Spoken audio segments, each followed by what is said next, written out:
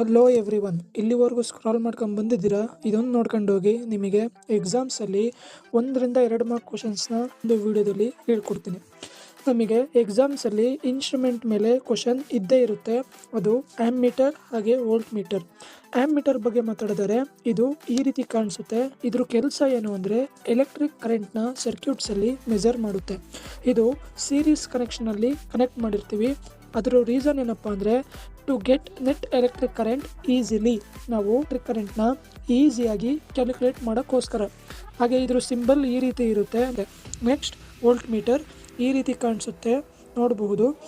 Next ಇದ್ರ ಕೆಲಸ ಏನು ಅಂದರೆ ಸರ್ಕ್ಯೂಟ್ಸಲ್ಲಿ ವೋಲ್ಟೇಜ್ನ ಮೆಜರ್ ಮಾಡುತ್ತೆ.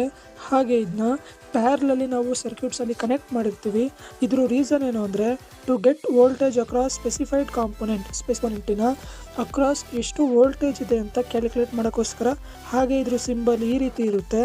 ನಾವು ಸರ್ಕ್ಯೂಟ್ಸ್ನ ಬಿಡ್ಸೋಕ್ಕೋಸ್ಕರ ಈ ಒಂದು ಸಿಂಬಲ್ನ ಯೂಸ್ ಮಾಡ್ಕೊತೀವಿ. ನಿಮಗೆ ಎಕ್ಸಾಮ್ಸಲ್ಲಿ ಅಥವಾ 2 ಮಾರ್ಕ್ ಕ್ವಶನಲ್ಲಿ ನಿಮಗೆ write the difference between ammeter and voltmeter ಅಂತ ಕೇಳ್ಬೋದು.